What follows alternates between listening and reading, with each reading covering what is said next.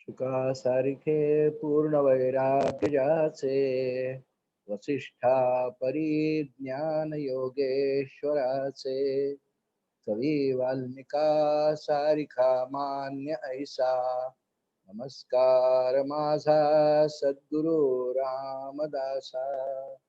मला वाटते अंतरित्वा वसावे, तुझ्या दासबोधासी त्वा बोध व्हावे.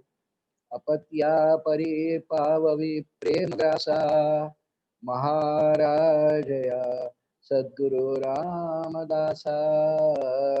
जय जय रघुवीर समर्थ. परमपूजनीय सद्गुरूंच्या असीम कृपेने ग्रंथराज दासबोध चिंतन मालिकेअंतर्गत आपण आज दशक दुसरा समास तिसरा असं काही वेळ चिंतन करणार आहोत. या समासाचं जे नाव आहे ते कुविद्या लक्षण असं आहे. गेल्या निरूपणामध्ये आपण उत्तम लक्षण असा विचार केला होता.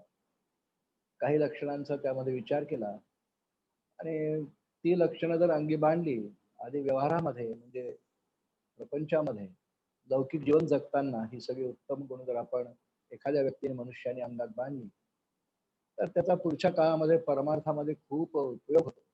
उत्तम गुणांनी समृद्ध असलेला मनुष्य परमार्थ मार्गावरही आपली प्रगती लवकर करू शकतो असं सगळ्या संतांचा निर्वाळ आहे. म्हणून आधी मनुष्य जीवनामध्ये उत्तम गुणांचा अवश्य अभ्यास करावा, ते संग्रहित करावे, आत्मसात करावे आणि त्यांनी व्यक्तिमत्व एकंदरीत खुलूनच दिसतं. हो, म्हणून त्या समासाचा विचार करताना आपण काही ओव्यांचा विचार केला. जो उत्तम गुणे शृंगारला तो शोभला असं म्हणतात. तो बहुत जनामध्ये शोभला आणि मग त्याला परमार्थही सुलभ होतो, लवकर पुढे जातो. कारण परमार्थामध्ये उत्तम गुणांची अत्यंत आवश्यकता असते. तो शिस्तबद्ध, नियोजनबद्ध, प्रामाणिकपणे, अत्यंत श्रद्धायुक्त अंतःकरणाने, सद्गुरूंवर पूर्ण श्रद्धा ठेवून, धर्मावर पूर्ण श्रद्धा ठेवून असा जर का परमार्थ आपण करीत गेलो आणि ही सगळे आतापर्यंत 3-4 विशेषण जी मी आपल्याशी बोललो ही सगळे उत्तम लक्षणांचा आपण अवलंब केला की अंगी येतात, अंगी पळतात, अंगवळणी पडतात. आता आपण ज्या समासाचा विचार आज करणार आहोत ते कुविद्या लक्षण असं म्हणून रामदास स्वामींनी दिलेलं आहे. पुन्हा ते मूर्ख लक्षण. मूर्ख लक्षण आधी पहिल्या समासात या दशकात आली, आता कुविद्या लक्षण म्हणतात. ही एकाच गटातली आहेत दोन्ही. सगळंच मूर्ख लक्षणांमध्ये का नाही सांगितलं? मूर्ख लक्षणांमध्ये मनुष्याच्या जीवनात त्याच्या आतून जो मूर्खपणा घडतो त्याबद्दल विवेचन आहे. कुविद्या लक्षण यामध्ये प्राधान्याने बुद्धीचा मूर्खपणा जो असतो, शरीराचा नव्हे, बुद्धीचा मूर्खपणा. कारण बुद्धी हे विद्या संग्रहित करण्याचं ठेवण्याचं एक साधन आहे. विद्या बुद्धीने संग्रहित केल्या जाते आणि खरं म्हणजे बुद्धीची देवता गणेश मानलेली आहे ना. म्हणून रामदास स्वामींनी गणेश स्तवन जेव्हा आपण त्याचा विचार केला होता पहिल्या दशकामध्ये, त्या समासाचा समारोप करताना एक ओवी आपल्याला सांगितली होती. आपण तेव्हा त्याच्यावर चिंतनही थोडंफार केलेलं होतं.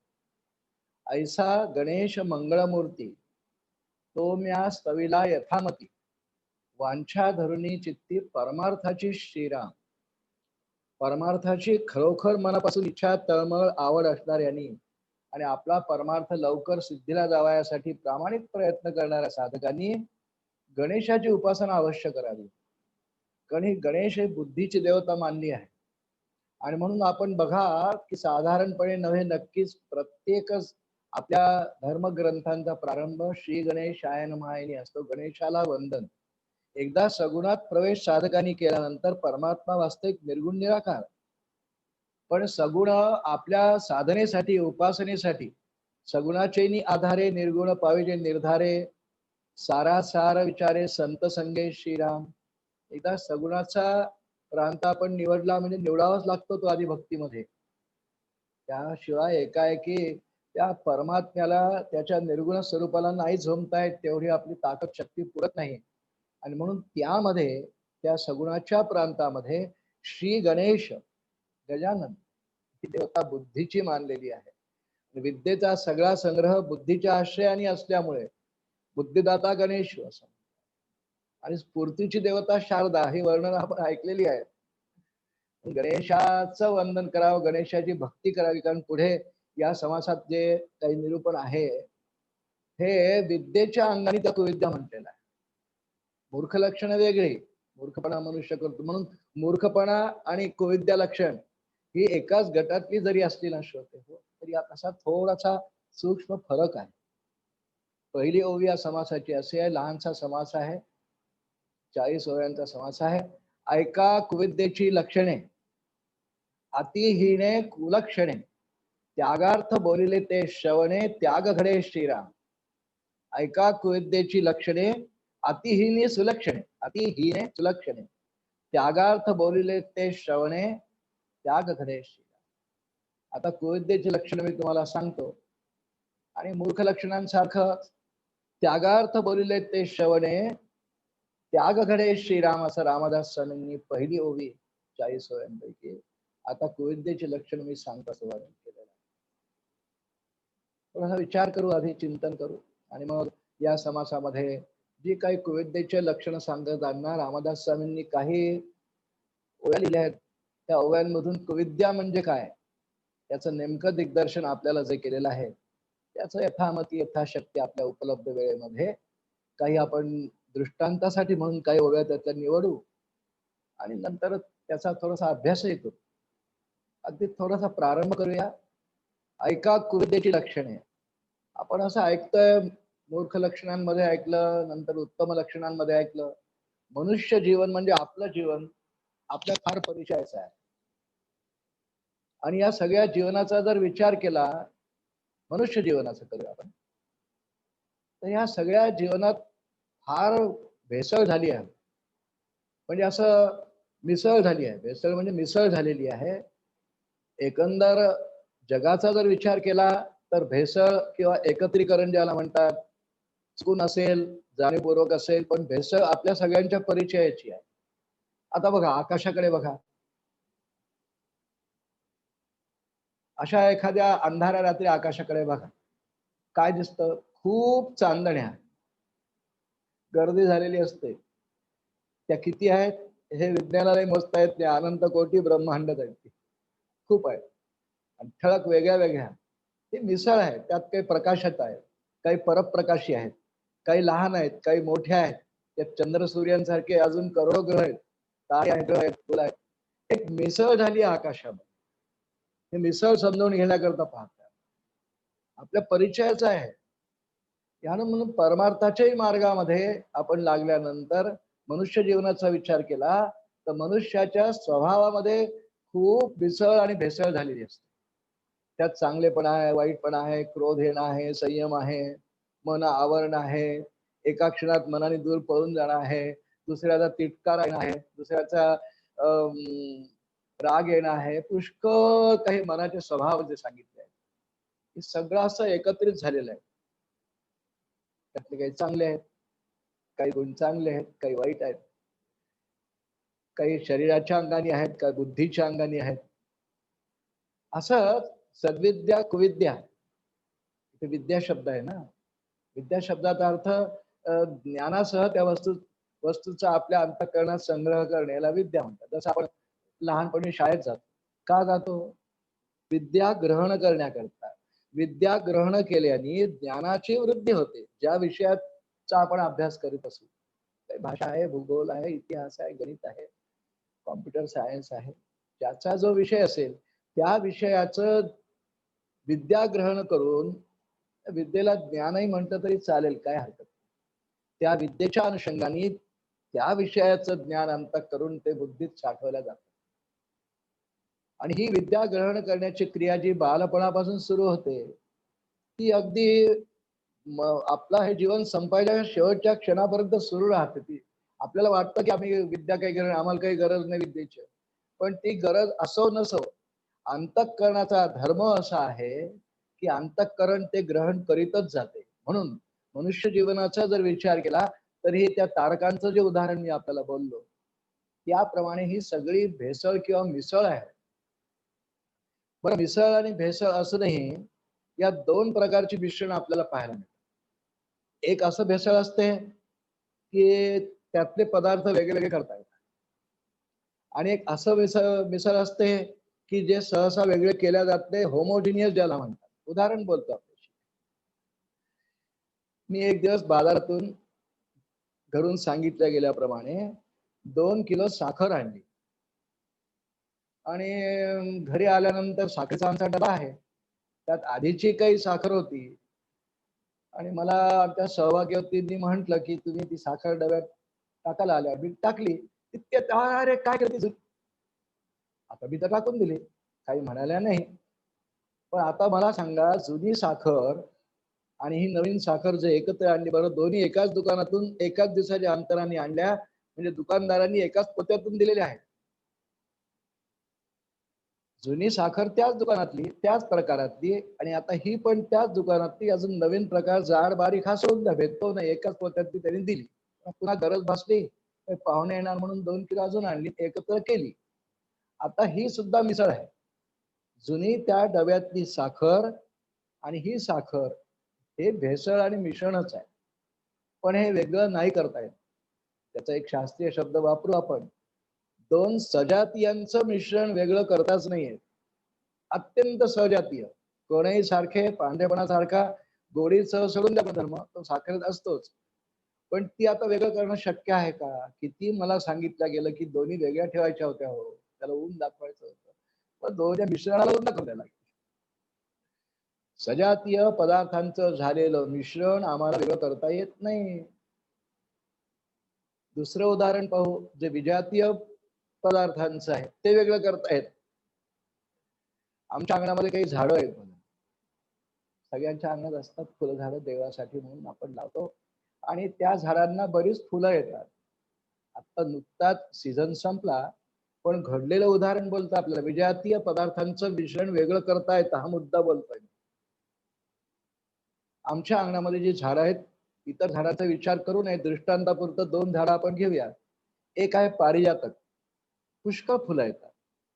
अगदी परातभर तरी फुलं, जेव्हा त्याचा सीझन असतो, बार असतो, एक परातभर तरी फुलं येतात. अगदी 1.25 लक्ष वाहण्याची जी प्रक्रिया ती सहज होऊन जाते श्रावण महिन्यामध्ये किंवा 1.5 महिन्यामध्ये. खूप येतात, मोजता येत नाही, इतकी फुलं येतात. आणि आमच्या अंगणामध्ये अनेक इतर झाडांपैकी अजून एक झाड आहे, त्याला आमच्या इकडे विदर्भामध्ये तगरी असं म्हणतात, त्याला कोणी सदाफुली म्हणतात, त्याला कोणी स्वस्तिकाची फुलं म्हणतात. त्यालाही खूप फुलं येतात.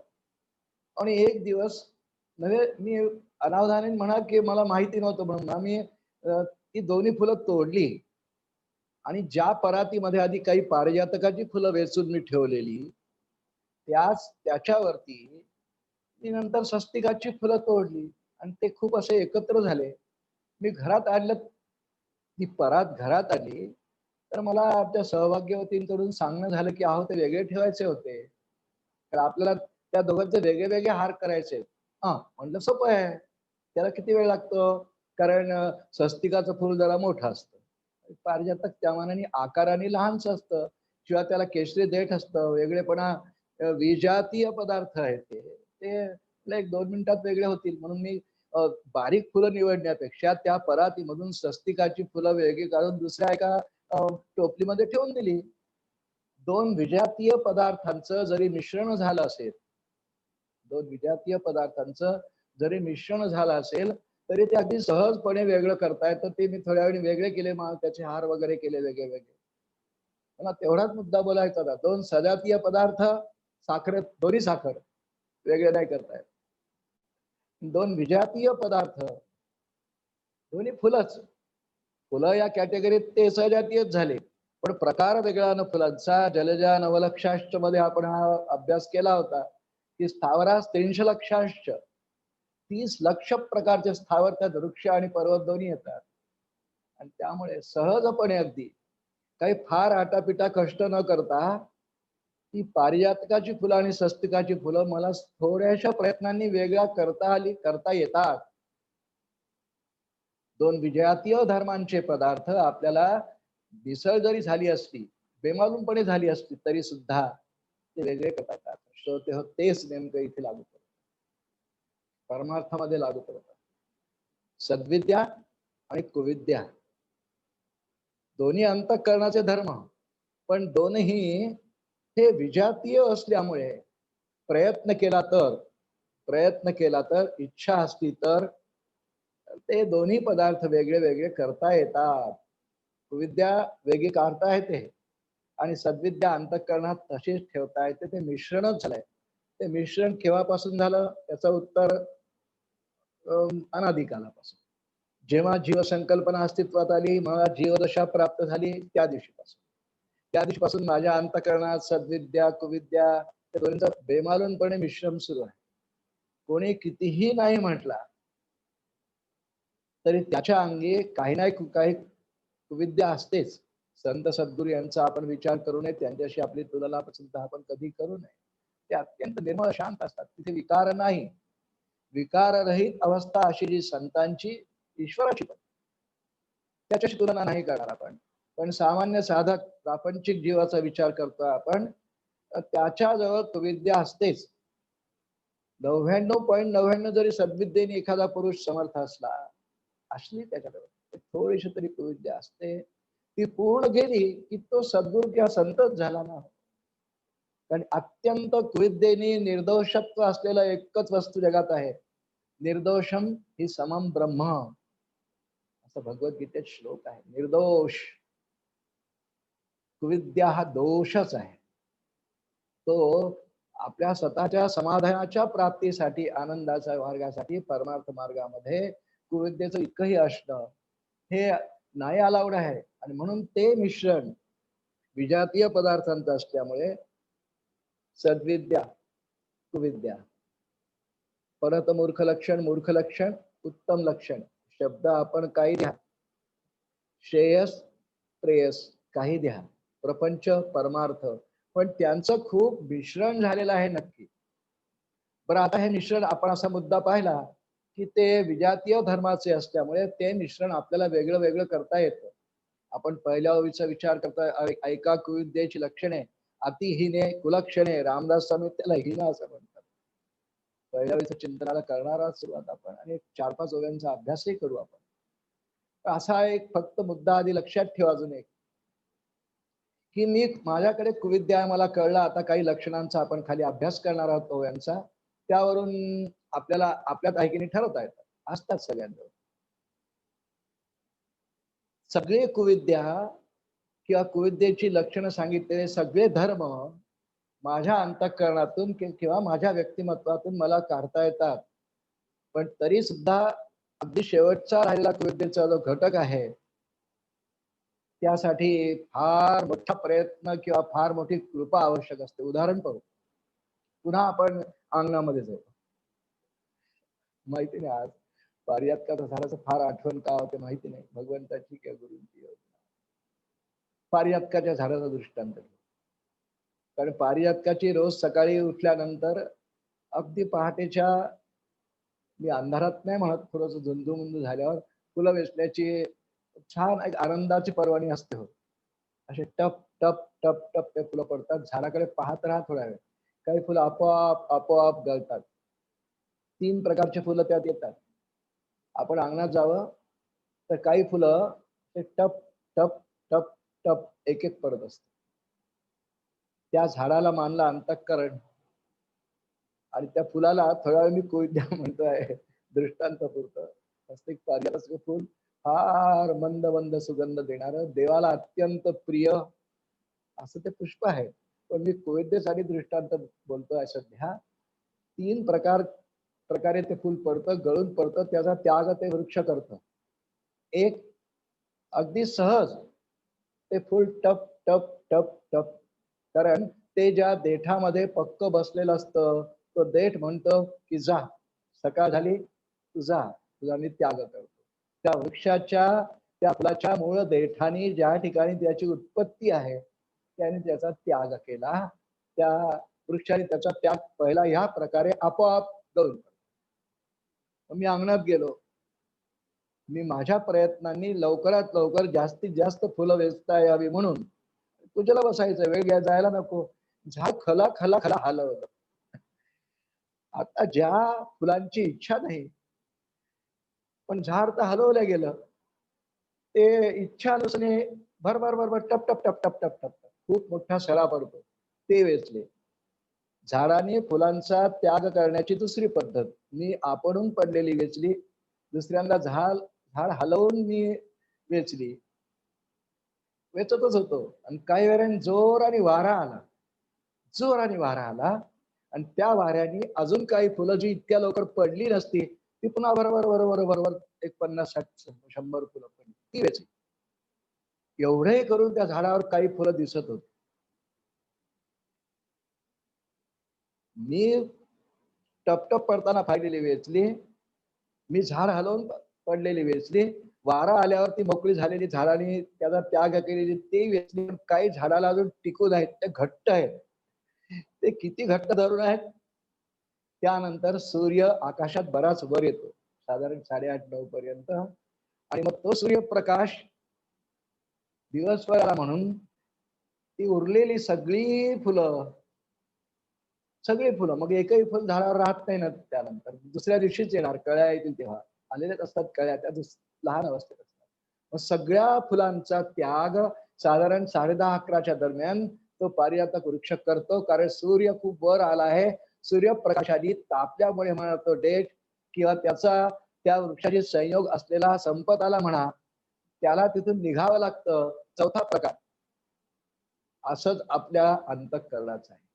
काही अंतःकरणातली कुविद्या ही आपोआप गळून पडते. इतरांकडे पाहून, मोठ्या लोकांकडे पाहून, संत सहवासात जाऊन आपल्याला लाज वाटते आणि ते गळून पडते हळूहळू. काही संत आपल्याला असं खलखल खलखल हलवतात, उद्बोधनाने हलवतात, उपदेश करतात, जवळ बसवतात, प्रेमाने शिकवतात, स्वतः आचरण करून दाखवतात.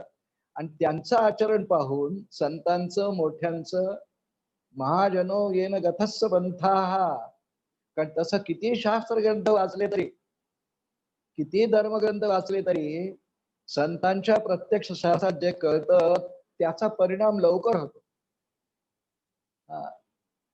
खूप असतात ग्रंथ वगैरे, म्हणून आमच्या इथे वचन अशी आहेत शास्त्र ग्रंथांमध्ये की महाजनो येन गथस्स पंथा, ते जसं आचरण करतात. पण संतांच्या सहवासामध्ये पुष्कळ आपल्याला आपल्या कुविद्येची जाणीव होत असते. सहज सहवास घडला तरी कळते, जाणून बुजून उपदेश केला तरी कळते, म्हणून संत सहवासात जावं.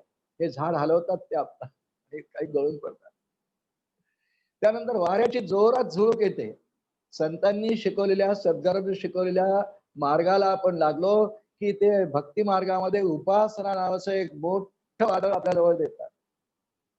त्या उपासनेचा स्पीड कोणी किती ठेवायचा आहे, तो पंखा 1 वर ठेवायचा की 2 वर की 3 वर की 4 वर की 5 वर, तो रेग्युलेटर आपल्या हाती संत देतात, उपासना देतात. ही कर, नियमित कर, सातत्याने कर, उपासनेचं वारं लागू दे तुला, कुविद्या झडेल. तो पंख्याचं बटन आपल्या हाती आहे, रेग्युलेटर आपल्या हाती आहे. संत देतात फक्त उपासना. करायची मलाच आहे. किती जोराचा वारा मी त्या वृक्षावर अंतःकरणाच्या सोडेन, ह्यावरती माझी कुविद्या कशी कशी गळून पडेल अवलंबून आहे. म्हणजे आपल्याच हाती उद्धरेत आत्मा नमव साधे, आत्मैव ह्यात्मनो बंधू, आत्मैव रिपुरात्मना. त्याला माहिती असेल वारा तसं आपण घालतो आहे. आता एवढं करून नाही थांबलं, झाडही हलवणं झालं, वाराही झाला, वेचणे झाले, सहज संत सहवासी आहे, सहज झालं, तरी नाही. सद्गुरु ज्ञान प्रकाश थोर. काही कुविद्येचे असे घटक असतात, काही अंश असतात, त्यात प्राधान्याने सर्व धर्मग्रंथांनी, वेदांत शास्त्रांनी मानलेलं आहे. सुटायला सगळ्यात अवघड मी देह आहे, देहबुद्धी ज्याला म्हणतात. पुढे दाखवतात खूप ठिकाणी याचं खूप सविस्तर विवेचन येईल, तेव्हा पाहू आपण. ती देहबुद्धी घट्ट दृढ धरून असलेली अंतःकरणाला, ती मात्र तिचं आवरण हे सद्गुरु कृपेशी आला. म्हणून सद्गुरु ज्ञान प्रकाश थोर, सद्गुरु ज्ञानदम वंदे रामभक्ती प्रियं सदा आमच्या महाराजांच्या. सद्गुरु ज्ञान प्रकाश थोर. आणि त्या ज्ञान प्रकाशाचा साधकाच्या अंतःकरणरूपी वृक्षावरती प्रकाशाचा झोत पडला ना, एकही कुविद्या तिथे राहू शकत नाही, समूळ नाश. श्रोते हो, मला मुद्दा इतकाच बोलायचा आहे की मनुष्य जीवनामध्ये सद्विद्या कुविद्या, मूर्ख लक्षणं, उत्तम लक्षणं, चांगलं वाईट या दोन्हींची झालेली भेसळ, ती भेसळ आहे पण ती दूर करण्याचं सामर्थ्य आपल्याला दिलेलं आहे. बरं, दोन पदार्थ एकत्र आलेले ते वेगळं करण्याचं क्षमता आणि सामर्थ्य आम्हाला भगवंतानी दिलेलं आहे. बालपणापासून अगदी लहान मुलं सुद्धा याचा उपयोग करतात आणि ते दोन वस्तू सहज वेगळ्या करतात. घडलेलं उदाहरण सांगतो. मी एका ठिकाणी भागवत कथेला गेलो होतो. ज्या घरामध्ये उतरलो ते कुटुंब वत्सल लोक होते. आजी आजोबा, मुलगा सून, नातवंड एक दोन. त्यातले एक नातवंड नुकतंच काही बोलायला चालायला लागला पण फार खोडकर मुलगा होता. मुली नसतात साधारणपणे फार खोडकर. 2.5-3 वर्षाचं वय झालं, बोलायला लागलेलं. सगळ्या घर भर मला त्या म्हणायच्या वहिनी, ओ किती आम्हाला लाज वाटते हो, आमचा नातू किती तुम्ही आमच्या घरात थांबलेलं, किती गोंधळ करतो, कितीही आवरा. दिवसभर त्यांच्या दिवाणखाला ज्याला हॉल म्हणतो आपण, पसाराच पसारा. एक तर त्याची खेळणी, जी दिसेल ती वस्तू घ्यायची, आवरायची नाही. आणि आई बाबा दुपारच्या थोडं विश्रांती घेतात आहे किंवा भागवताच्या कथेत मांडवात जाऊन बसले ते ह्याने घरात बसून काय करणार ते. सगळ्या घरातल्या त्याला जिथे जिथे हात पोहोचेल 2.5-3 वर्षाच्या मुलाचा, सगळ्या वस्तू आणून दिवाणखान्यात पसरवलेल्या. त्यात काही किचन मध्ये वस्तू, लहान मुलांना किचन मध्ये भांडी फार आवडतात हो. माझा अनुभव, आमच्या नातवाले फार आवडायचे लहान. सांडची चाण, पातेलं चाण, पळपाचा लाटणार, मिक्सर चाण, ताट आण, वाटी आण, आणि त्यात त्याच्या खेळणे पण, काही पुस्तकही, काही मूर्ती, हे सगळं एकत्र. आणि मग कथा संपायला त्याच्या वेळी सगळे मांडवात राहायचे. घरात आले की अरे किती पसारा केलास रे, चलावर आता. मला मुद्दा बोलायचा आहे की वेगळेपणा किंवा निवड आपल्याला बालपणापासून करता येते. चल ठेव आता नीट, का पसारा केलास. आम्ही गमतीने हसायचे आहे मनातल्या मनात. आणि ते पोरग निमूटपणे एखादी वस्तू उचलायचं. आई विचारायची याला काय म्हणतात. बोबड्या भाषेत म्हणजे सांडशी. सांडशी कुठे असते. मग थोडी स्मृती, मोठं झालं 2.5-3 वर्षाचं, ते दुडून दुडून दुडून जायचं किचनच्या ओट्यावर ठेवून द्या. मग खेळणं कुठे असतंय. खेळणं त्याची खेळण्याची मोठी बॅग म्हटल्यापेक्षा एक मोठे रॅकच होतं. त्या रॅक पुढची वस्तू हे कुठे. पुस्तक त्याची रॅक. पुस्तक, खेळणं आणि स्वयंपाकातली भांडी, युटेन्सिल्स, ही जिकडे तिकडे ठेवण्याची किमया त्याला माहिती आहे हो. बालपणापासून ते आईला म्हणतात सांडशी, हा पेला, हा चमचा, हे ताट, आणि मग ह्या सगळ्या वस्तू कुठे ठेवायच्या त्याला माहिती असतं.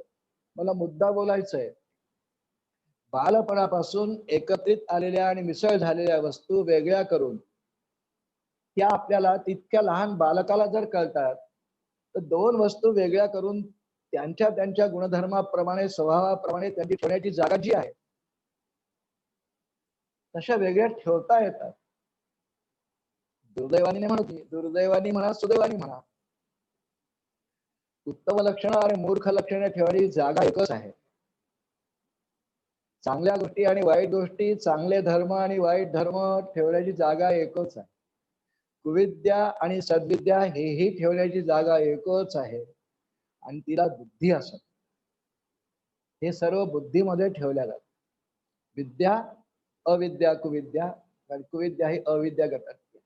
आज आपण त्याच्यावर खूप जास्त चिंतन नाही करणार आहोत. पुढे अविद्या निरूपण येणारच आहे. आणि त्यामुळं असं वेगळे वेगळे त्याचे कप्पे नाही, एकाच कप्प्यात, बुद्धी या कप्प्यात, अंतःकरण पंचकापैकी बुद्धी या कप्प्यात हे सगळे ठेवावे लागतात. आणि त्यामुळे यांचं सरळ सहज एक मिसळ होऊन जाते, मिश्रण होऊन जातं. पण बुद्धिवंताला स्वतःच्या प्रयत्नांनी किंवा सद्गुरूंच्या ज्ञान प्रकाशाने हे वेगळं करता येतं. आणि वेगळं होऊन जोपर्यंत कुविद्या संपूर्ण जात नाही, त्यागार्थ बोलिले ते श्रवणे त्याग घडे श्रीराम. ऐका कुविद्येची लक्षणे. पहिल्या ओवीला थोडासा न्याय देऊ. ऐका कुविद्येची लक्षणे, अतिहीने कुलक्षणे, त्यागार्थ बोलिले ते श्रवणे त्याग घडे श्रीराम. रामदास स्वामी आतापर्यंत बोललो एवढ्या पार्श्वभूमीवर असं सांगतात की कुविद्येची काही लक्षणं ऐका श्रोते हो. आता गेल्या समासात मला उत्तम लक्षणं सांगितली. कुविद्येची लक्षणं सांगतो. आणि आता ह्या समासात मगाशी हा फरक आपण पाहिला. मूर्ख लक्षण आणि कुविद्य लक्षणांमध्ये हा फरक आहे. मूर्ख लक्षणा देहाकडूनही घडेल, पण कुविद्या लक्षणं ही सगळी बुद्धीकडून घडणारी लक्षणं आहेत. म्हणून तशा सगळ्या लक्षणांचा काय रामदास स्वामींचं निरीक्षण आणि काय त्यांच्यावर रामरायांची कृपा आहे. नाही तर मूर्ख लक्षणं आणि कुविद्या लक्षणं एकत्र गुंफता आली असती, परत मूर्ख लक्षणं एकत्र गुंफता आली असती. पण रामदास स्वामींनी सगळे वेगळे वेगळे पृथकपणे त्यात, म्हणूनच काही ना काही नक्कीच फरक असायलाच पाहिजे, आहेच. ऐका कुविद्येची लक्षणे अतिहीने कुलक्षणे अशी पाहिजे. ऐका कुविद्येची लक्षणे अतिहीने, हीन याचा अर्थ कमी प्रतीची, सद्विद्या उच्च प्रतीची. का हीन आणि उच्च प्रत असं का म्हटलं गेलं? उच्च प्रतीच्या विद्या ती ग्रहण केली असताना उच्च प्रतीचा पदार्थ प्राप्त होतो. आणि उच्च प्रतीचा, सगळ्यात उच्च प्रतीचा पदार्थ एकच आहे, त्याचं नाव परमात्मा. आणि शेवटी तेच माझं स्वरूप आहे. इतक्या ज्ञानापर्यंत साधकाला उत्तम लक्षण किंवा सद्विद्या निरूपण किंवा महंत लक्षण, पुष्कळ निष्पुर लक्षण, शिष्य लक्षण यांचा अभ्यास केल्यानंतर त्यापर्यंत पोहोचता येतं. त्या तुलनेत ही हीन लक्षण आहेत. हीन याचा अर्थ आम्हाला आमच्या मूळ गंतव्यापर्यंत जाऊ देणार नाहीत, अडथळा होतील, प्रतिबंध होतील. त्यांना कुलक्षणे पण म्हटलंय रामाने.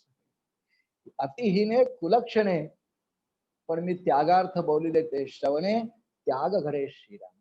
नीट अंतःकरणपूर्वक जर का श्रवण केलं झालं साधकाला, तर त्यांचा त्याग तो सहजपणे करू शकतो, असा आशय आहे. 2-3 ओव्या आता आपण या समासामधल्या थोड्याशा चिंतनाला घेणार आहोत. पण ह्या पाठोपाठ ओवी आहे. कुविद्येचा प्राणी असे. आता काही 40 ओव्यांचा समास आहे. कुविद्येची काही लक्षणं रामदास स्वामी आपल्यासमोर विशद करतात आहेत. सगळ्याच ओव्यांमध्ये काही ना काही आहेत. पण पुष्कळ वर्णन या समासामध्ये रामदास स्वामींनी केलेल्या पुढच्या काळामध्ये भक्तिहीन, विद्याहीन, सामर्थ्यहीन, हीन हीन हीन शब्दांनी काही वर्णन केलेली आहेत की इतकं कुविद्येचं लक्षण तिथे नसतंच, अगदी काहीच नसतं. युक्तिहीन, आचारहीन, विचारहीन, सामर्थ्यहीन, कुलहीन, गोत्रहीन, पुष्कळ नाव आहेत. आणि काही त्यांनी नकारार्थी यांनी केलेली आहेत. या सगळ्या लक्षणांपैकी किंवा पहिल्या सगळ्या वर्णनांपैकी पहिली ओवी जी आहे, कुविद्येचा प्राणी असे तो कठीण निरूपणे त्रासे.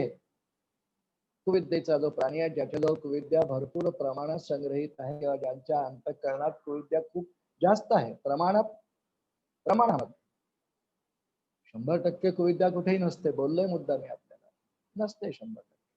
पण कुविद्येचा प्राणी याचा अर्थ प्राधान्याने ज्याच्या अंतःकरणामध्ये कुविद्या जास्त आहे, कुविद्येचा प्राणी असे तो कठीण निरूपणे त्रासे. आणि तिसऱ्या चरणात त्याचं कारण सांगितलंय की कठीण निरूपण याचा अर्थ तत्वज्ञानाच्या अंगाने असेल असं नव्हे. असे खूप जीव असतात त्यांना मुळात निरूपणच आवडत नाही. कठीण निरूपणी काय, सोप्या निरूपणी त्रास आहे. श्रवण करायचंच नाही. काय सांगणार आहेत, आम्हाला काय येत नाही, आम्ही तर वाचून करू शकतो, आम्ही MA PhD आहोत, फार विद्वान आहोत, वाचलं की आम्हाला कळतं, आम्ही वर्तमानपत्र पूर्ण वाचतो, आम्हाला सगळा अर्थ कळतो. दासबोध काय कठीण आहे, ज्ञानेश्वरी काय कठीण आहे, गीता काय कठीण आहे, त्या संदर्भ ग्रंथ, डिक्शनरी, शब्दकोश उपलब्ध आहेत, आमच्या बुद्धीने आम्हाला कळेल असं नसतंय. श्रोते हो, श्रवण भक्ती निरूपणामध्ये आपण जेव्हा जाऊ 4थ्या दशकात, याचे खूप सूक्ष्म विचार करू आपण. तूर्त इतकं समजावून घेऊ. कारण ओळी कशी घेतली रामदास स्वामींनी कुविद्या लक्षण समजावून सांगताना, कुविद्येचा प्राणी असे तो कठीण निरूपणी त्रासे. आणि तिसऱ्या चरणात त्याचं कारण सांगतात, अवगुणांची समृद्धी असे म्हणून या श्रिया. कठीण निरूपण लोकांची भाषा असते. घडलेलं सांगतोय. मी माझे मित्र आहेत, चांगले जवळचे मित्र आहेत. एकदा एका उपनिषदावर एका खूप अधिकारी व्यक्तींचं आमच्या इथल्या गोपालकृष्ण मंदिरात निरूपण होते. ईशावास्य उपनिषदावर निरूपण होते. माझे खूप चांगले मित्र. आणि आमच्या पूर्व सुकृताप्रमाणे, पुण्याप्रमाणे आम्ही दोघेही त्या निरूपणाला जायचोच. 9 दिवसांची प्रवचन मालिका 4-5 होऊन गेलेले. माझ्या मित्राची माझ्या अचानक रस्त्यावर भेट झाली. चांगले आहेत, सद्भक्त आहेत, भक्तही आहेत. आणि वाचने खूप आहे, हुशार आहेत, बुद्धी खूप प्रगल्भ आहे, त्यांच्या क्षेत्रात त्यांना खूप सन्मान आहे. आणि मी सहज म्हटलं कुठे गेला होता, म्हटलं असं असं प्रवचन खूप चांगली आहेत तुम्ही, चला काय हरकत नाही, जाऊ म्हणे उद्या एक दिवस येऊन. आणि मग आले माझ्या बरोबर. आलो परत घरी. त्यांच्या घर माझ्या घरापासून पुष्कळ अंतरावर दूर राहतात. मला भेटले, नंतर आले नाही. का हो? अरे खूप कठीण आहे म्हणे, तसं डोकाला म्हणे मेंदूला मुंग्या आल्या म्हणे, असं झिंझिण्या झिंझिण्या येतो तो प्रवचनात. त्याचं कारण साहजिकही आहे. काही पारिभाषिक शब्द जसं मल, विक्षेप, आवरण, माया, ब्रह्म, क्लेश, असे काही कठीण कठीण शब्द त्या प्रवचनकारांनी विशद करताना उपनिषद विषय होता, असं बोलावं लागतं, भाषा असते. असे एक 15, 20, 50, 75, 80, 100 प्रवचन ऐकल्याशिवाय ते सुलभ होत नाहीत. झिंझिण्या आल्या म्हणे, आज चलताय का? आपले आएंगे म्हणे. जो विद्येचा प्राणी असे तो कठीण निरूपणे त्रासे. आणि कारण रामदास स्वामींनी सांगितलं आहे, अवगुणांची समृद्धी असे म्हणून. अवगुण अंतःकरणामध्ये, अंतःकरणाची समृद्धी म्हणजे, अवगुणांची समृद्धी म्हणजे अंतःकरणामध्ये अवगुण, ज्याला धर्म किंवा अर्थ शास्त्रीय ग्रंथ म्हणतात ते ते अवगुण. प्रपंच्या दृष्टीने अवगुण नाही, त्यांच्यात एकही नव्हता, नाहीच, तो नाही अवगुण. परमार्थाच्या दृष्टीने अवगुण. आणि परमार्थाच्या दृष्टीने पहिला अवगुण म्हणजे आध्यात्मिक निरूपण ऐकण्याची अजिबात आवड नसले. आवडच नाही, इच्छाच नाही. आणि इच्छा का नसते याचं पुढचं कारण धर्मग्रंथांनी सांगितलं आहे, कारण त्याला प्रायोरिटी नाही, प्राधान्य. प्राधान्याच्या इतर खूप गोष्टी आहेत. अवगुणांची समृद्धी असे इथे म्हणून त्यांच्या वेगळ्या वेगळ्या त्यांच्या प्राधान्याच्या गोष्टी आहेत, त्याला प्रायोरिटी म्हणतात. प्रायोरिटी नाही की आधी निरूपण श्रवण केलंच पाहिजे, इतर कामानंतर हे नाही. आधी इतर सगळी कामं प्रपंचाची, प्रपंचाचे उदंड ज्ञान, परमार्थाविषयी अज्ञान, पुढे येणारच आहे बद्ध निरूपणात योग्य. त्यातच रस, त्यातच गोडी, अवगुणांची समृद्धी असे म्हणून या श्रीरामे पहिलं कारण सांगितलंय. कारण कठीण निरूपणी त्रासे हे लक्षण सांगितलंय. कुविद्येचा प्राणी असे कठीण निरूपणी त्रासे असं सांगितलेलं आहे. आणि त्याचं कारण आहे हो की हे काही कळत का नाही, काही कधी वाचलं नाही त्या प्रकारचं, कधी ऐकलं नाही, श्रवणाला जायची आवड नाही, त्यामुळे अशा माणसाला त्या ठिकाणी त्रास होतो, वेळ कसा जातो कळत नाही, आवडीसारखं ते नाही म्हणून मेंदूला झिंझिण्या येतात, बधीरपणा येतो. समर्थांची दाखवतात ओळी आहे, एका निरूपणाला पण म्हटली होती, ज्याच्या जे आवडीचं असतं ना, ज्याच्या जे आवडीचं असतं ते स्वीकारल्याने किंवा ते ग्रहण करल्याने किंवा त्याचा भोग घेताना त्याला आनंद. समर्थांची ओवी आहे बघा, आवडीसारखे मिळे तेने सुखची उचंबळे, नाहीतरी कंटाळे मानस ऐकता श्रीराम. आवडीसारखे मिळे तेने सुखची उचंबळे. आता जे माझे ते मित्र होते त्यांच्या सिनेमाची गाणं ऐकलं, नाटक पाहणं, तिकडे जाणं, खाण्याची खूप आवड, ते खात राहणं, सगळीकडे जाणं, निरूपणात रमू नाही शकले.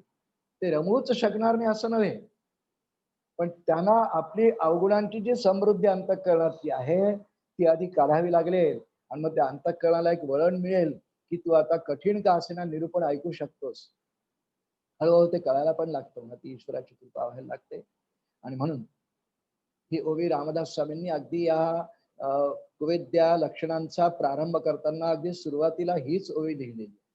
कारण मगाशी आपण हा फरक पाहिलेला आहे, मूर्खपणा वेगळा आणि कुविद्या म्हणजे ज्ञान अंगाने ते लक्षण असल्यामुळे ही निरूपणाचा विचार इथे केलेला आहे. कारण ज्ञान अंग आहे ती साखला इथे जाणार आहे, त्यामुळे अंतःकरणाच्या बुद्धी नावाच्या इंद्रियांनी धारण केल्या जाणारी ही ग्रहण शक्ती जी आहे, ती ग्रहण शक्ती ज्यासाठी अत्यंत आवश्यक आहे, त्याची उणीव पडते, त्याची उणीव म्हणजे कमी भासते. आणि म्हणून कठीण निरूपणी त्रासे, कुविद्येचा प्राणी असे तो कठीण निरूपणी त्रासे. यात सुधारणा नाही होऊ शकणार का? होऊ शकते. मग अशा विचार पाहिला आपण. असे जितक्या व्यक्तिमत्व असतात ना, व्यक्ती असतात माणसं की ज्यांना कठीण निरूपण आवडत नाही, मग अशी विचार मांडला होता, त्यांनी बुद्धीची देवता श्री गणेश उपासना करावी, दीर्घकाळ करावी, अथर्व शीर्ष रोज म्हणावं नियमितपणे. ऐसा गणेश मंगळमूर्ती तो मी अस्तविला यथामती, वांछा धरुणी चित्ती परमार्थाची श्रीराम गणेशाची उपासना करावी. बुद्धीचं वैभव वाढवतो, बुद्धीची ग्रहण क्षमता वाढवतो. अधिकार असेल तर गायत्री जपही करावा. गायत्री हे पण बुद्धीची अधिष्ठात्री देवता मानलेली आहे. आणि तिच्या स्मरणाने उच्चारणाने गायत्री मंत्राचा ज्यांना अधिकार आहे अशांनी जर गायत्री जपाची खूप उपासना केली आणि सोबत गणेशाचीही केली तर खूप लवकर ग्रहण शक्ती वाढते. आणि मग त्यामुळे कठीण निरूपण तो त्रासत नाही, उलट कठीण निरूपणात जाऊन त्याचा भोग घेण्याचा आनंद वाढतोच. कारण ती कळायला लागतात, अंतःकरणाला आकलन व्हायला लागतात. नुसतं आकलन कळलं नव्हे, ती प्रत्यक्षात आचरणात नंतर यायला लागतात आणि याचा साधकाला फार आनंद असतो. म्हणून ही अगदी सुरुवातीची ओवी रामदास स्वामींनी लिहिली, तो कठीण निरूपणित त्रास कोण कुविद्येचा प्राणी असेल. अजून एक दोन ओव्यांचा अर्थ आपण पाहणार आहोत. पुढचीच म्हणजे क्रमाने नाही आहे, 2-3 टिपले आहेत फक्त. आणि इतर सगळ्या ओव्यांचा आपण अभ्यास करायचा आहे सर्वांनी. आपण करावा, तो करू शकतात आपण. ज्या अर्थी दासबोध ही चिंतन मालिका आपण श्रवण करत आहात त्या अर्थी आपल्याला ती साधक दशा आहे, आपल्या वाचनात आहे असं गृहीत धरलेलं आहे आपण. आळशी आणि खादाड पुढची ओवी आहे, विद्या लक्षण सांगणारी. असं येत आपल्याला खरं म्हणजे. आळशी आणि खादाड, दुर्बळ आणि लाताड, तुटक आणि लबाड, अतिशयसी श्रीराम. असं अतिशयसी अतिशयशी सांगणाऱ्या काही ओवी रामदास स्वामींनी लिहिल्या आहेत ना, त्यातली ही एक ओवी आहे. आळशी आणि खादाड, दुर्बळ आणि लाताड. एक शब्द आळशी आहे, दुसरा खादाड आहे. गंमत आहे हो. खरं आळशी आणि खादाड एकत्र का घेतले मी जेव्हा चिंतन करीत होतो मला काही कळलं नाही. कारण आळशी माणूस तर आहे पण खादाडी आहे. कोण खाऊ घाले? मग एक तर बायको आई किंवा मित्रांकडे वहिनी पोहे करा, वहिनी शिरा करा. एक तर खादाडता आहे, आळशी आहे, आपण काही करत नाही, करता येत नाही. अनेक पुरुषांना काही येत नाही करता. आळशी आहे. आळशीपणा आणि खादाडपणा हे दोन या ठिकाणी कुविद्येची लक्षणं रामदास स्वामींनी पहिल्या चरणामध्ये. आणि समर्थांना आळशी शब्द अजिबात आवडत नाही. यत्न उदंड करावा म्हणतात. उलट समर्थ एका ठिकाणी म्हणतात, यत्न तो देव जाणावा, यत्ने विण दरिद्रता. प्रयत्न यत्न प्रयत्नवादी सर्वांना कामाला लावायचं. कारण देशकाल परिस्थिती तशी होती. वन्नी तो चेत वावा रे, चेतविताची चेततो. उठा, जागे व्हा, काय करताय? हे स्फुल्लिंग जागवलंय रामदास स्वामींनी. त्यामुळे त्यांना आळस अजिबात नाही मान्य. दासबोधामध्ये आळस नको असं सांगणाऱ्या कितीतरी ओव्या आहेत, अनेक निरूपणांमध्ये आहेत. आळस उदास नागवणा, आळस उदास नागवणा, आळस प्रयत्न बुडवणा, आळसे करंटेपणाच्या खुणा व्यक्त होती श्रीराम. करंटेपणा काही नसून हे कुविद्येच लक्षण आहे. करंटा म्हणतात त्याला, काहीच कामाचा नाही हो. जन्मा येऊनी तेने वायाचं जननी कष्टविधी श्रीराम. जो काहीच करत नाही कुविद्येचा प्राणी, त्या आईला विनाकारण त्रास दिला. 9 महिने ज्या पोटात राहायला किती तिला त्रास झाला असेल. तेने वायाच जननी कष्टविधी श्रीराम. आळस, आळशी आणि खादाड. आळशी माणसांचं काही टाइम टेबल नसतं, नियमितपणा नसतो. आळस म्हणजे आळस. समर्थांनी त्याला आळस उदास नागवणा म्हटलंय. आणि अगदी प्रातः काळापासून आळस. केव्हा उठावं काही नियम नाही, नियमाने बंदिस्तच नाही. केव्हा उठावं बंधन नाही, केव्हा स्नान करावं बंधन नाही, केव्हा काय खावं बंधन नाही. खाणं पिणं वागणं चालणं बोलणं सगळ्यात आळस. केव्हा उठावं बंधन नाही. उठल्याबरोबर पहिल्यांदा पेपर वाचायचा 3-4 तास. आंघोळ नाही अजून, आळस. रिटायर्ड लाईफ असतंय, केव्हा तरी करायचं, असं नाही चालत हो. आहार आणि विहार, आहार आणि विहार याच्यावर शास्त्राने इतकं मार्गदर्शन केलं आहे. आहार शुद्ध सत्वशुद्धी, आहार शुद्ध सत्वशुद्धी सत्वशुद्ध ध्रुवा स्मृती. उपनिषद वचन आहे, श्रुतीच आहे. आहार शुद्ध सत्वशुद्धी. आपला चिंतन सुरू आहे आळसी आणि खादाड. आहार शुद्ध सत्वशुद्धी. आहार, खाणं पिणं, आपल्या खाद्यपदार्थांवर जर नीट नियंत्रण ठेवलं, कोणते खावे, कुठे खावे, कोणाच्या हातचे खावे, कसे खावे, कोणत्या वेळेला खावे, त्यावर खूप शास्त्रांनी मार्गदर्शन केलं आहे. सगळ्या धर्मग्रंथांमध्ये आहे. पण खादाड माणूस असतो आणि त्यात आळशी असेल, काही पाळत नाही. नाही स्नान, घे बिस्किट. नाही स्नान, सगळे व्यवहार करायचे. मग 12:30-1 झाला की आंघोळीच्या आठवण, मग आंघोळ. मला कोणी म्हणतो अहो पूजा करून घ्या ना, पूजा राहिली ना, देवाला काय हात जोडले चालतात, देव सगळीकडचे. मग तत्वज्ञानाच्या भूमिकेत राहायचं. देव काय सगळीकडे असतो हे वाक्य चुकीचं नाही, पण तो केव्हा असतो, कुणासाठी असतो? देवाला काय भाव असला की झालं. भाव म्हणजे काय, श्रद्धा म्हणजे काय, प्रेम म्हणजे काय, हे सगळं समजावून घेतल्याशिवाय हे जे आपण सहज बोलतो, काही माणसं जे बोलतात, आपणही बोलतो, ही निरर्थक वाक्य असतात. आपण चिंतन करतोय आळशी आणि खादाड. खायसाठी तर इतकी तडफड, खाण्यामध्ये इंटरेस्ट सगळा. त्यांना विचारून घ्या तुम्ही एखाद्या वेळा की कोणत्या गावामध्ये कुठे काय चांगलं खायला मिळतं. मी तुम्हाला उदाहरण म्हणून सांगतो. कशासाठी आपण गेलोय, खादाडपणासाठी गेलोय की देवदर्शनाला गेलोय, भान राहत नाही हो. काही वर्षांपूर्वी आम्ही परमपूजनीय सद्गुरुदास महाराज यांच्या बरोबर काशीला गेलो. मोठा समारंभ होता, शिबिर होतं आणि छान ज्ञान सत्रही होते.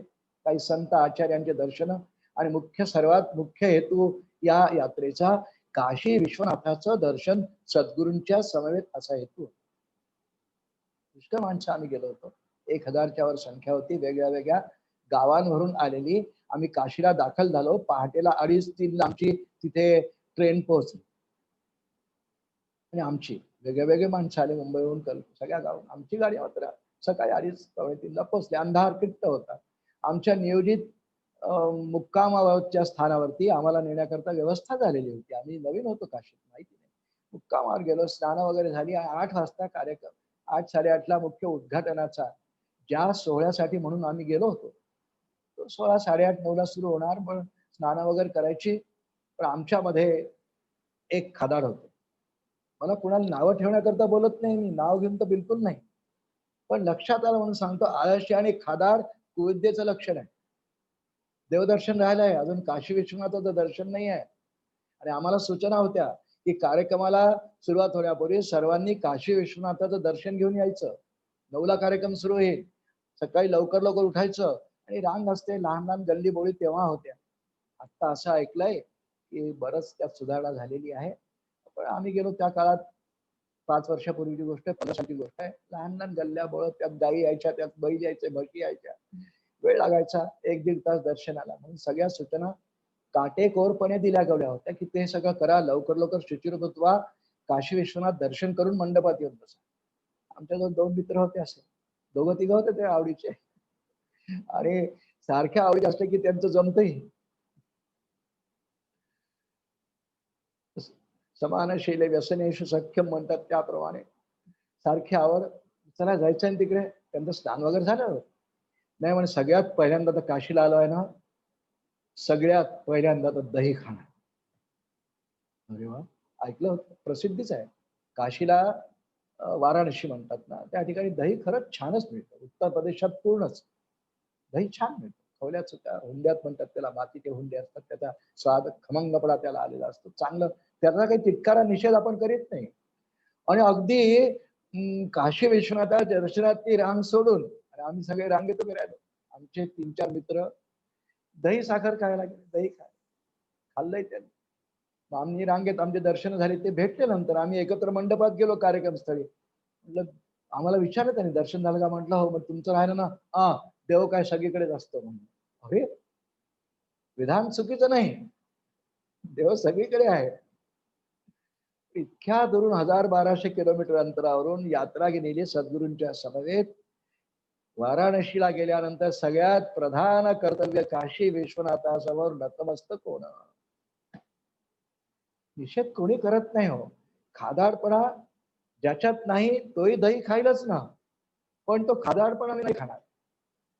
तो सहज दही इथे छान मिळतं, विश्वनाथ दर्शन झालं, शिबिराचं उद्घाटन झालं, दुपारी विश्रांती झाली, तोही खाईल ना दही.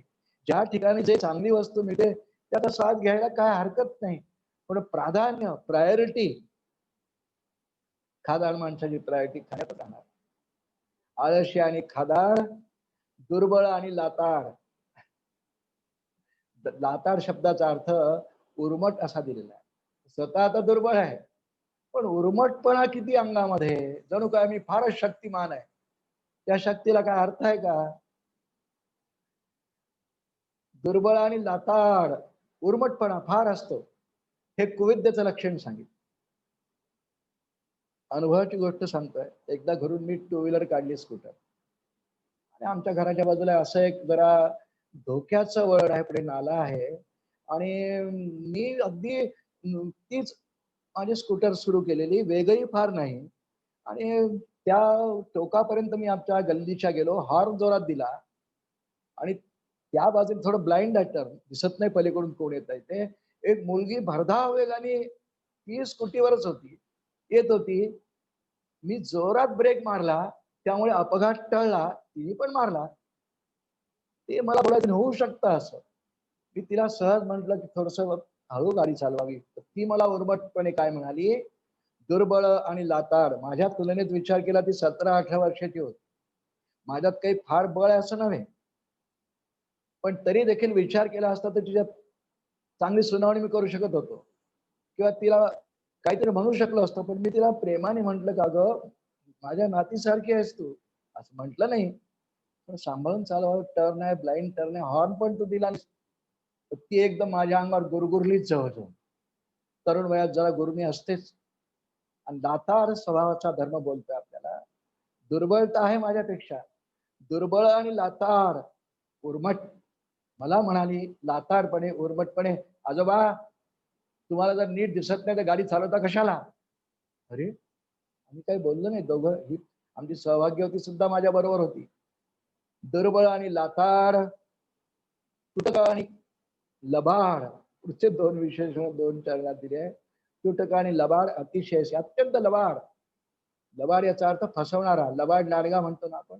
धूर्त, धूर्त कोल्हा, लबाड लांडगा, कितीतरी हितोपदेशन मध्ये आपण लहानपणी कथा ऐकलेल्या आहेत. लबाडपणा, दुसऱ्याला ठकवणं, फसवणं, अगदी बेमालूनपणे, आणि इतकं करून कोणाला कळू न देता आम्ही कितीतरी अशा गोष्टी पाहिल्या लबाडपणाच्या. मी स्वतः अनुभवल्या, आपण अनुभवलेल्या. मंदिरात जायचं अशी पद्धत असते की कीर्तनकाराचं कीर्तन ऐकल्यावर त्यामध्ये काही आरतीमध्ये द्रव्य टाकावं. ते कीर्तनकाराला नव्हे, देवाला आपण अर्पण केलं म्हणून द्यावं. ज्यांची उपजीविका त्या धनावर आहे त्यांना ते धन म्हणूनही मिळतं. मी पाहिलेले प्रसंग आहेत. तुटक म्हणजे तुटका, फार तुटकपणाची वागणूक मित्रांची सुद्धा, आणि लबाड, अतिशयशी. पाहिलेले प्रसंग आहेत. कारण ताट हातात धरून आम्ही एका कोपऱ्यात उभं राहायचं, मंदिराच्या एक सेवेकरी म्हणून. शामराव, मी 10ची नोट टाकतोय बरं का, चिल्लर घेतो. चिल्लर म्हणजे सुटे, आमच्या इकडे त्याला चिल्लर म्हणतात, पुण्या मुंबईकडे सुटे म्हणतात, आमच्याकडे चिल्लर म्हणतात. नोट 10ची टाकायची. आता 1 रुपया तरी त्या बोळाला अर्पण करून 9 रुपये उचलायचे ना. माझं लक्ष असायचं कधी कधी ते मूठभर 15, 20, 25 रुपये उचल, इकडे तिकडे पाहत. लबाड, दुसऱ्याला फसवणारे. ती मंदिरात इतरांची फसवणूक जाऊ द्या, देवाची फसवणूक आहे हो. लबाडपणाचा हा गुण व्यवहारात अंगी बांधला गेलेला गुण नाहीच आहे तो. ती कुविद्या आहे, ती परमार्थात नाही चालत. कारण देवाच्या दरबारात लबाडपणात अजिबात चालत नाही. खूप शिक्षा करेल यासाठी. प्रत्येक कृतीला शिक्षा असते. जितकी कुलक्षणं आहेत, जितकी कुविद्येची लक्षणं आहेत, त्या सर्वांना भगवंतांच्या दरबारामध्ये, सद्गुरूंच्या दरबारामध्ये शिक्षा असणारच आहे. श्रोते हो, एक आणि ओवी पाहू. आपल्या उपलब्ध वेळेत एक ओवीचं चिंतन आज होऊ शकणार आहे. समय नेणे, प्रसंग नेणे, प्रयत्न नेणे, अभ्यास नेणे, आर्जव नेणे, मैत्री नेणे, काहीच नेणे अभागे श्रीराम. समय नेणे, प्रसंग नेणे. विद्येचा जो प्राणी असतो ना, समय काय, काय वेळ आहे, काय काळ आहे, कुठे चाललो आहे, काय भान नाही हो. बेभान, बेछूट, लगाम नसल्यासारखे अशी माणसं वागतात. होय, विद्येचं म्हटलंय. एक दोन उदाहरणं सांगतो म्हणजे काय. समयोग नेणे, प्रसंग नेणे. मी आमच्या एका मित्राबरोबर एकदा जेव्हा बँकेत होतो, तेव्हा आम्हाला कळलं की एका ठिकाणी खूप वाईट प्रसंग घडलेला आहे. कुणाचा तरी एक आमच्याच बँकेत जे होते त्यांचा खूप मोठा ऍक्सिडेंट वगैरे झाला. आम्ही दोघं तिघं त्या ठिकाणी भेटायला गेलो. आता घरातलं वातावरण कालच नुकताच त्यांचा अपघात झालेला, ऑपरेशन वगैरे झालं. खूप वेदना त्यांना, घरातल्या लोकांना खूप वाईट वाटतंय. त्यांच्या नोकऱ्या पायाला खूप मारला, दोन्ही पायांचं ऑपरेशन झालेलं वाईट प्रसंग होता. सांत्वना द्यायला भेटायला आम्ही गेलेलो. पण आमच्यामध्ये एक ग्रस्त विद्येचा प्राणी असं बोलतोय. गेल्यावर त्यांची चौकशी कसा झाला, काय झाला, कोण डॉक्टर होते, कसं ऑपरेशन झालं, ही चौकशी करावी ना. कारण ज्यांच्याकडे आम्ही गेलो त्यांच्या घराचं नुकतंच थोडंसं काही बांधकाम त्यांनी काढलेलं होतं. करावं लागते. डागडुजी काही दिवसांनी त्यांना रिनोव्हेशन असं म्हणतात, त्यांनी काढलं होतं. मुलगाही होता त्यांना, जास्त वय स्वतःच 55 मुलगा होता तरुण हाताशी, काही रिनोव्हेशन काढलं. तर आमच्यापैकी एक व्यक्ती त्यांचं आधार पण राहिलं, अपघात राहिला, चौकशी राहिली. घरात आल्याबरोबर त्या ज्याचा ऍक्सिडेंट झाला त्याला जेव्हा गेले ना, मित्रच होता त्यांच्याच वयाचे, ते आमच्या बरोबरचे वयाने मोठेच होते, ते समवयस्क 55-56 वर्षाचे.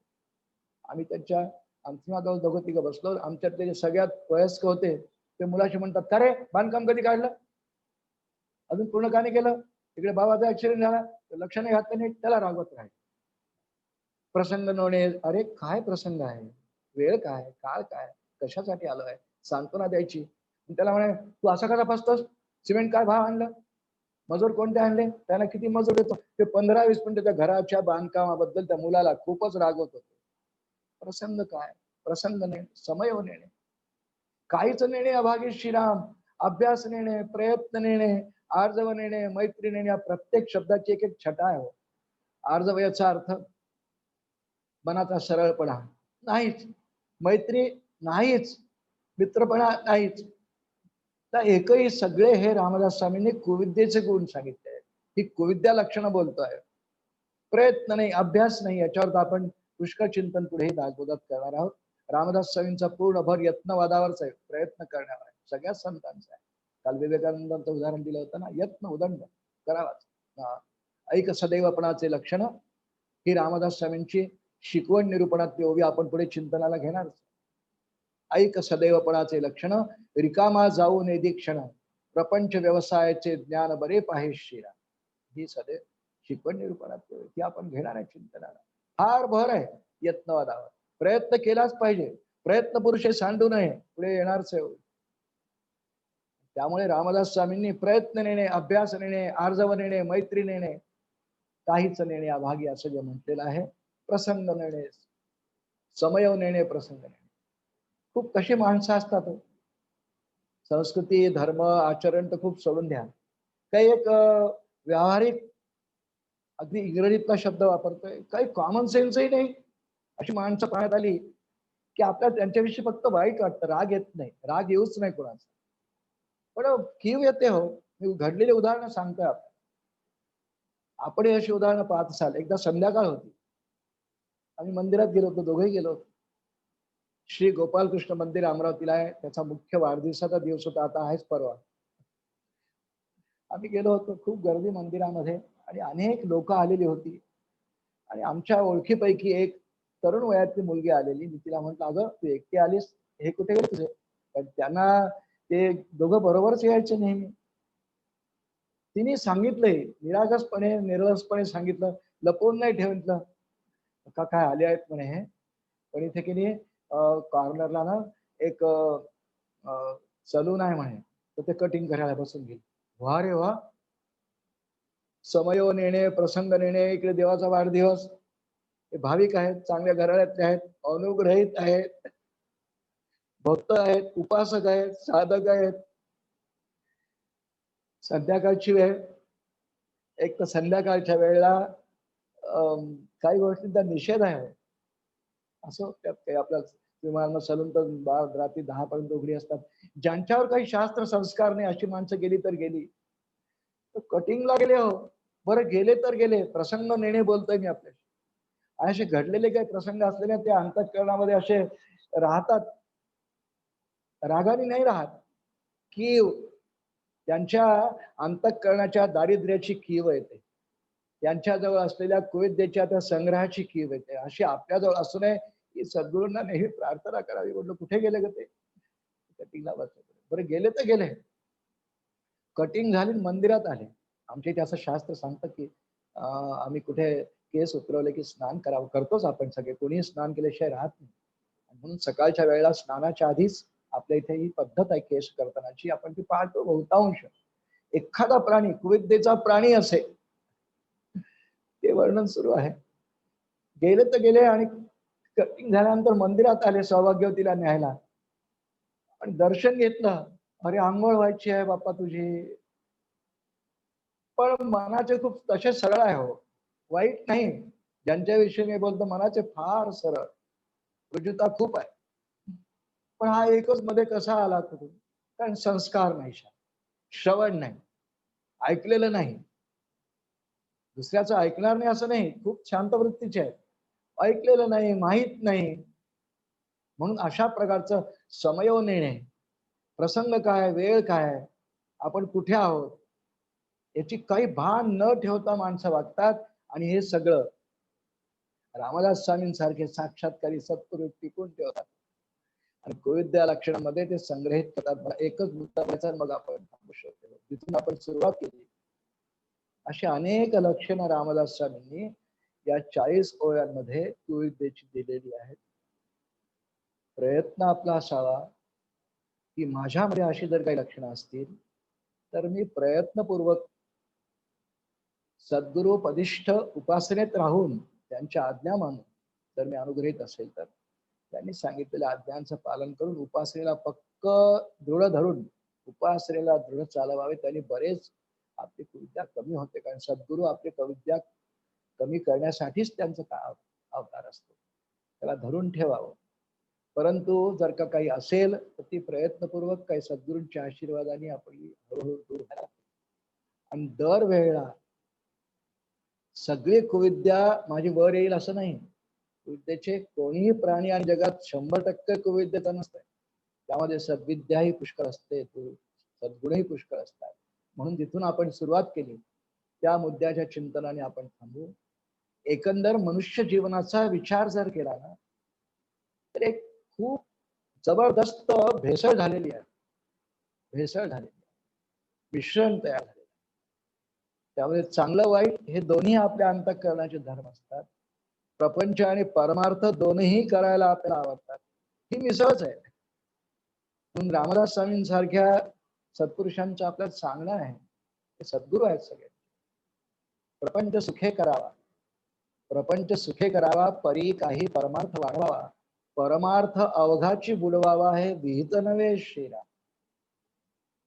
प्रपंच आणि परमार्थ असे उभय पक्षी चालू असताना मिसळ असू दे कशी, कारण पूर्णतः ती मिसळ आपल्याला दूर करता येत नाही, तरी ते विजातीय पक्षात असले तरी. कारण त्याचं सगळ्यात शेवटचं मिश्रण राहिलेलं ते दूर करण्याचं सामर्थ्य फक्त आणि फक्त सद्गुरूंचा, सद्गुरु कृपेचा.